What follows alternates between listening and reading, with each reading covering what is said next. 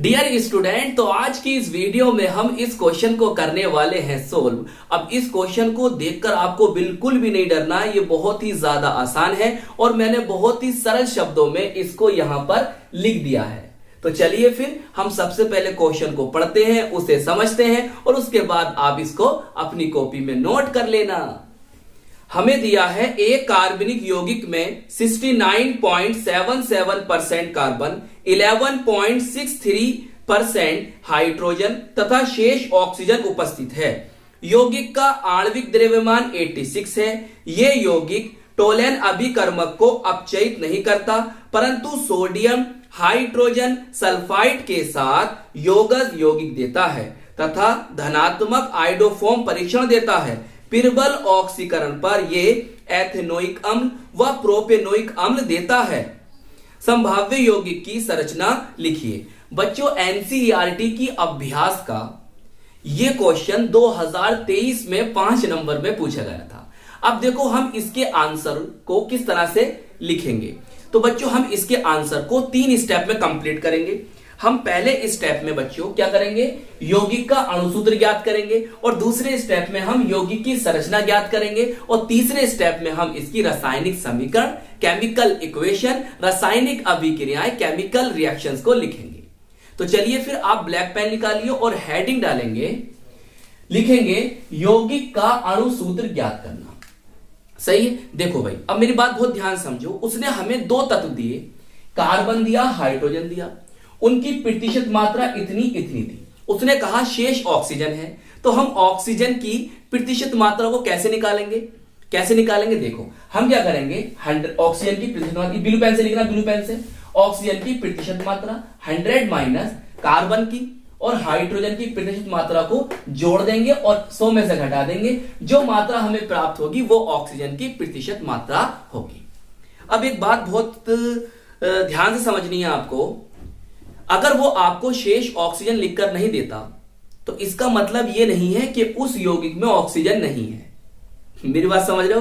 तो अगर आपको इस तरह के न्यूमेरिकल आते हैं, उसने आपको 2 एलिमेंट दिए या 3 एलिमेंट दिए हैं और उसने ऑक्सीजन का नाम भी नहीं लिया और उनकी आपको जो एलिमेंट दिए उनकी प्रतिशत मात्रा आपको दे दी, तो आपका पहला काम यह है कि जो मात्राएं उसने दी हैं उनको आपस में जोड़िए। तो जब आप उन प्रतिशत मात्राओं को जोड़ते हो और वहां पर आपको 100 प्राप्त हो जाता है, 100 प्राप्त हो जाता है, तो समझ लो उसमें ऑक्सीजन नहीं है। और अगर 100 प्राप्त नहीं होता है तो आप क्या करोगे, उन सब मात्राओं को जोड़ोगे और 100 में से घटा दोगे, तो जितनी मात्रा आपको प्राप्त होगी वो मात्रा ऑक्सीजन की प्रतिशत मात्रा होगी, जैसे हमने यहां पर कहा है। ये इस तरह के न्यूमेरिकल में आपको याद रखना है।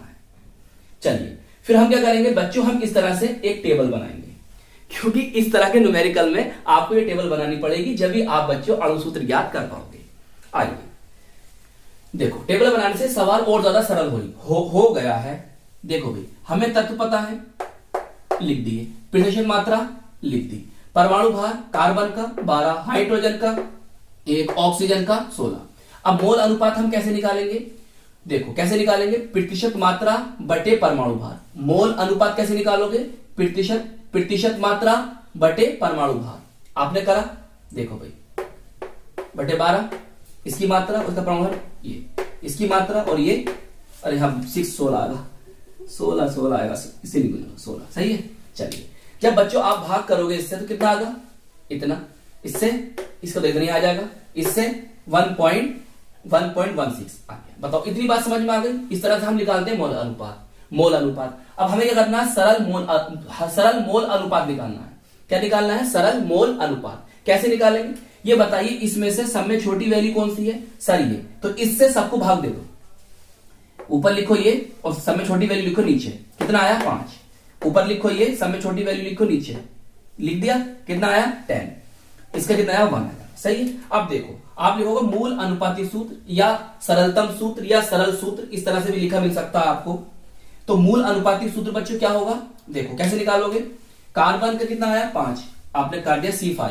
हाइड्रोजन कितना आया सर 10, कितना कर दिया आपने H10। O का कितना आया 1, आपने कर दिया 1। इस तरह से यह आ गया आपका मूल अनुपाती सूत्र या सरल सूत्र या सरलतम सूत्र।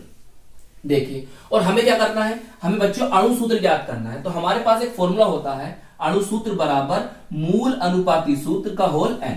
अब n की वैल्यू कैसे निकालेंगे उसे समझिए। आप बच्चों नीचे नीचे करना, मेरे पास जगह कम थी तो मैंने यहां पर कर दिया, सही है। तो n की वैल्यू कैसे निकालोगे बच्चों, n की वैल्यू निकालते हो n बराबर अणु भार या मोलर द्रव्यमान या आणविक द्रव्यमान, समझ गए। यहां पर अणु भार भी आ सकता है, मोलर द्रव्यमान भी आ सकता है या आणविक द्रव्यमान भी आ सकता है, बात एक ही है।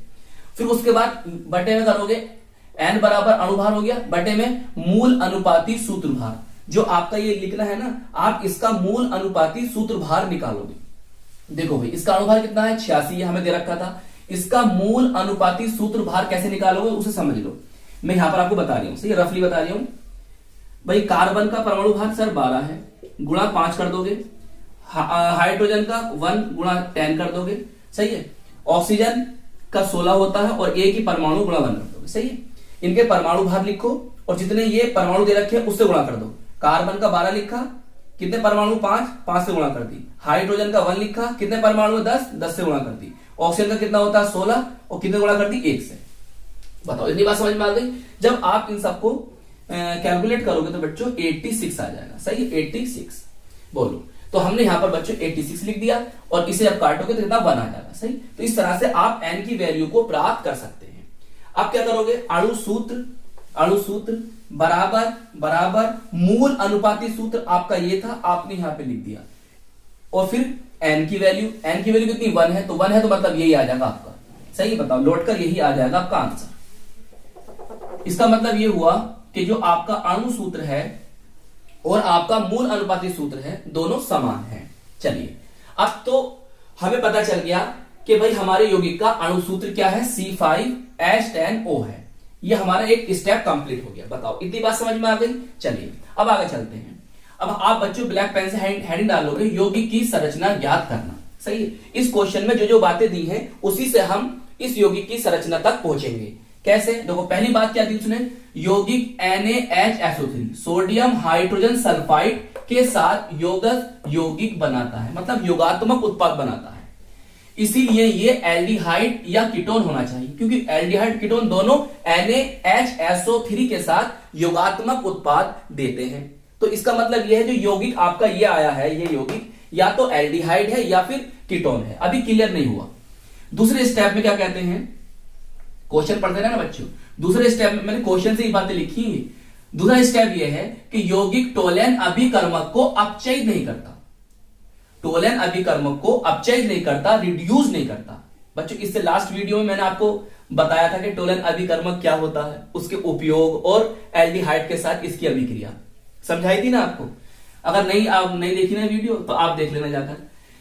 यौगिक क्या था सेकंड पॉइंट, यौगिक टोलेन अभिकर्मक को अपचयित नहीं करता, रिड्यूस नहीं करता, इसलिए ये एल्डिहाइड नहीं कीटोन होना चाहिए। क्योंकि एल्डिहाइड अगर होता तो वो टोलेन अभिकर्मक को अपचयित कर देता, रिड्यूस कर देता। क्योंकि टोलेन अभिकर्मक जो होते हैं वो एल्डिहाइड से तो क्रिया कर लेते हैं लेकिन कीटोन से नहीं करते। तो यहां से बच्चों क्या क्लियर हुआ कि जो आपका ये यौगिक है, कंपाउंड है, वो क्या है, एल्डिहाइड नहीं है। कौन है, कीटोन है। चलिए थर्ड स्टेप से क्या पता चलता है, यौगिक आयोडोफॉर्म परीक्षण देता है, इसीलिए यौगिक मैथिल कीटोन होना चाहिए। जैसे कि हमने बच्चों इस तरह का एक और क्वेश्चन करा था, उसमें भी ये वाली बात आई थी। अगर आपने देखी हो वो वीडियो तो बच्चों इसकी जो प्ले लिस्ट है ना, अनसोल्ड पेपर वाली, अनसोल्ड पेपर ओनली रिएक्शन वाली प्ले लिस्ट, उसमें आपको ये सब वीडियो मिल जाएंगी, उसमें देख लेना। देखो ये आयोडोफॉर्म परीक्षण देता है। तो बच्चों आयोडोफॉर्म जो रिएक्शन होती है, आयोडोफॉर्म अभिक्रिया जो होती है, वो हर यौगिक नहीं देते, समझ रहे हो। केवल वही यौगिक देते हैं कि जिनमें CH3CO ग्रुप हो, या जो ऑक्सीकृत होकर ऑक्सीडाइज्ड होकर CH3CO ग्रुप बना दे। कहने का मेरा मतलब यह है कि जिन यौगिकों में CH3CO मैथिल कीटोन ग्रुप, ऐसे बोल दो आसान में, मैथिल कीटोन ग्रुप हो, जिनमें CH3CO ग्रुप होता है, वही आयोडोफॉर्म रिएक्शन देते हैं। तो इसका मतलब क्या हुआ, इसका मतलब यही तो हुआ कि हम यहां तो जान गए कीटोन है, यहां तो हम जान गए कीटोन है, लेकिन तीसरे पॉइंट से हम ये जान गए कि अगर ये आयोडोफॉर्म परीक्षण दे रहा है तो ये ऐसा कीटोन है कि जिसमें CH3CO ग्रुप है, मतलब मैथिल कीटोन है। ये कैसा कीटोन है, मैथिल कीटोन है, मतलब उस कीटोन के अंदर CH3CO ग्रुप मौजूद है। समझ रहे हो? चलिए आगे चलते हैं। ये सब बच्चों आपके क्वेश्चन की बातें लिखी हैं। फोर्थ स्टेप में लिखोगे आप, यौगिक पिरबल ऑक्सीकरण पर एथेनोइक अम्ल व प्रोपेनोइक अम्ल का मिश्रण देता है, इसलिए मैथिल कीटोन पेंटेन 2-ऑन है। ये तो बच्चों आपको रिएक्शन में बात समझ में आ गई। अभी फिलहाल के लिए आप इतना ही नोट कर लो, मैं रिएक्शन लिखवाऊंगा इसकी अभी, तो वहां ही समझा दूंगा ऐसा क्यों लिखा मैंने यहां पर। दोबारा पढ़ लेते हैं। यौगिक पिरबल ऑक्सीकरण पर एथेनोइक अम्ल व प्रोपेनोइक अम्ल का मिश्रण देता है, इसीलिए मैथिल कीटोन पेंटेन 2-ऑन है। तो देखो आपसे संरचना बनानी तो आती होगी। कितने कार्बन है? 5 कार्बन, 1 2 3 4 5। और जो ऑन है मतलब कीटोन ग्रुप है, CO ग्रुप जो है वो कौन से कार्बन पर है? दूसरे कार्बन पर। देखो 1 2 3 4 और 5 दूसरे कार्बन पर। तो इसका आईयूपीएसी नेम क्या हो गया? पेंटेन 2-ऑन हो गया। बोलिए इतनी बात समझ में आ गई? अब तुम देख लो इसका अणु सूत्र सेम है नहीं है? आओ आपसे चेक करवाते हैं। आओ देखो कितने कार्बन है सर? 1 2 3 5 कार्बन है, कार्बन 5 हो गए। हाइड्रोजन 3 ये और 3 कितने? 6 और 4 ये कितने होगा? 10 हाइड्रोजन हो गए। एक ऑक्सीजन समझ लो, यही यौगिक है। तो इन बातों से बिल्कुल क्लियर हो गया कि जो आपका यौगिक है ये उसका नेम क्या है? पेंटेन 2-ऑन, और उसकी संरचना ये है। चलिए इतना आप जल्दी से नोट कर लें, फिर अब हम इसकी रासायनिक समीकरण को समझते हैं। तो चलिए फिर बच्चों अब हम इस यौगिक की रासायनिक समीकरण, बोले तो केमिकल इक्वेशन को समझते हैं। ब्लैक पेन से लिखेंगे रासायनिक समीकरण। इंग्लिश में लिखना चाहो तो लिख लो यहां पर केमिकल इक्वेशन। हमारा यौगिक क्या था सर? हमें पता चला हमारा यौगिक है पेंटेन 2-ऑन। कौन है? पेंटेन 2-ऑन। तो हमें 3 रिएक्शन इसकी लिखनी है। जो हमारा यौगिक है वो सोडियम हाइड्रोजन सल्फाइड के साथ कैसा उत्पाद बनाएगा? कैसा यौगिक प्राप्त होगा हमें? सर योगत यौगिक, बोले तो योगात्मक उत्पाद प्राप्त होगा। तो बस यहां पर बना दीजिए, बहुत आसान है। देखो कुछ मत करो, आप ऐसा करो, ये कार्बन है, जी कार्बन है, इससे जो ये जुड़ लिया है, सही जुड़ लिया, इसे यहां लिखो, ऐसे लिख दिया। ऑक्सीजन है, जी ऑक्सीजन है, इस वाले हाइड्रोजन को लो यहां पे लगा दो, ये यहां लगा दो, लगा दिया, दिखाई दे रहा? चलिए अब क्या करना है, ऐसा करो, ये इस कार्बन जुड़ा हुआ है, ये बचा है, इसको यहां लिखो CH2 और ये CH3। सही। अब क्या बचा? ये बचा, इसको यहां जोड़ दो, ये हो गया SO3Na। लिखना चाहो पॉजिटिव, इस पर नेगेटिव, ऐसे करके दिखा दो, लो ऐसे दिखा दो, अब साफ साफ दिखाई देगा, ऐसे लिख सकते हो, लिखना चाहो लिख दो, ना तो रहने दो। तो ये बन गया आपका योगात्मक यौगिक या योगस यौगिक। अब जो ये यौगिक है आपका पेंटेन 2-ऑन, वो क्या करता है? आयोडोफॉर्म परीक्षण भी देता है, पॉजिटिव आयोडोफॉर्म परीक्षण भी देता है। तो बच्चों आयोडोफॉर्म के लिए उसके अंदर CH3CO ग्रुप होना चाहिए। तो देखो इसके अंदर CH3CO ग्रुप मौजूद है, ये ग्रुप मौजूद है, सही है। और आयोडोफॉर्म में हम क्या करते हैं? आयोडीन से क्रिया कराते हैं और बेस की प्रेजेंस रखते हैं। तो हमने ले लिया यहां पर आयोडीन I2 और बेस ले लिया NaOH। देखो इसके स्थान पर अगर इन दोनों के आपस में क्रिया कराएं, या इसके स्थान पर NaOI सोडियम हाइपो आयोडाइड भी आप ले सकते हो, जब भी आयोडोफॉर्म रिएक्शन ही होगी, सही है। 2024 में पूछी गई थी इस तरह से, एसिटोनिक क्रिया पूछी गई थी सोडियम हाइपो आयोडाइड से। सर्च करोगे बच्चों मिल जाएगी आपको, मैंने करा रखी है वो। देखो अब क्या करना है, देखो आपको सिर्फ इतना याद रखना है कि जो CH3 है इससे बनेगा आयोडोफॉर्म CHI3, सही। अब जो ये वाला पोर्शन है, ये दिखाई दे रहा है पोर्शन, इसे उठा कर लाओ, पहले लेकर आते हो, CH3 CH2 देखो CH3 फिर CH2 फिर है हमारे पास CO, बोलिए। अब यहां से आप NaO ले लो, सही, ONa लो, ये बन गया आपका एक कंपाउंड, सही बच्चों। अच्छा अब क्या करना है आगे, सही, इसके आगे आप कर दो यहां पर प्लस करके, मैं नीचे लिख रहा हूं बच्चों यहां पर, सही है, शायद यहां दिखाई दे रहा होगा, यहां लिख देता हूं मैं, प्लस NaI प्लस H2। सही है, इस तरह से ये रिएक्शन होगी। बैलेंस कर दें इसे, बस यहां पर लगा दो 3 और ये 3। सही, आयोडोफॉर्म का पीला क्षेत्र प्राप्त होता है, ये तो हम जानते हैं। चलिए, तो बच्चों थर्ड रिएक्शन को हमें कैसे देना है, देखिए जैसे हमारे क्वेश्चन में हमें दे रखा था कि जो यौगिक है उस यौगिक का पिरबल ऑक्सीकरण करने पर एथेनोइक अम्ल और प्रोपेनोइक अम्ल प्राप्त होते हैं। पिरबल ऑक्सीकरण करने पर, तो बच्चों पिरबल ऑक्सीकरण जब हम करेंगे तो हमें क्या लेना होगा, पिरबल ऑक्सीकारक पदार्थ, स्ट्रॉन्ग ऑक्सीडाइजिंग एजेंट लेने होंगे। और हम ये भी जानते हैं, क्या जानते हैं, कि जो कीटोन होते हैं वो आसानी से ऑक्सीकृत ऑक्सीडाइज्ड नहीं होते हैं। तो कीटोन के लिए तो हमें पिरबल ऑक्सीकारक पदार्थ, स्ट्रॉन्ग ऑक्सीडाइजिंग एजेंट लेना ही होता है।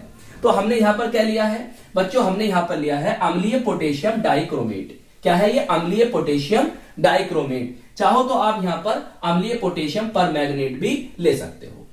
अब आपने कहा था सर कि यहां पर जो एथेनोइक अम्ल और प्रोपेनोइक अम्ल प्राप्त हुआ है वो कैसे प्राप्त हुआ है। जी सर, मैं आपको बता रहा हूं कैसे प्राप्त हुआ। देखो ये कैसी कीटोन है, कीटोन है। जी सर कैसे, सर कैसी कीटोन बोले तो ये सम्मित है या असम्मित है, सिमेट्रिकल है या अनसिमेट्रिकल है, उसका कैसे पता करोगे। देखो ये आपका कीटोन है, कीटोन समूह है। जी सर, इसके इधर और इधर कार्बन संख्या समान है तो सम्मित, और कार्बन संख्या समान नहीं है तो असम्मित। तो कार्बन संख्या समान नहीं है तो ये क्या है, असम्मित कीटोन है। तो यहां पर बच्चों लगेगा नियम, तो यहां पर लगेगा बच्चों पॉपअप रूल, बोले तो पॉपअप नियम।